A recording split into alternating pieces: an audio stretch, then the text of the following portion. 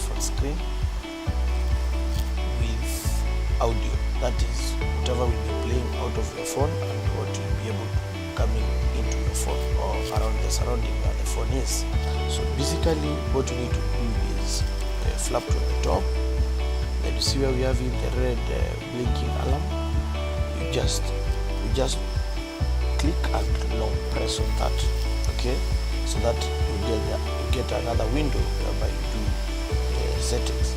So before you long press that, you need to remember that you need to put your phone to do not disturb. You see here, your focus, you need to put it to do not disturb on, so that in case of any pop-ups you are able to block them so that they don't appear on the screen, because it appear as pop-ups and they will record it because they are on your screen.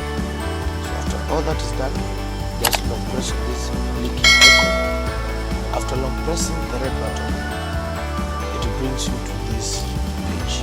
Here now, you need to see where the microphone is off. You need to put it on, and then after you put it on, you say start recording.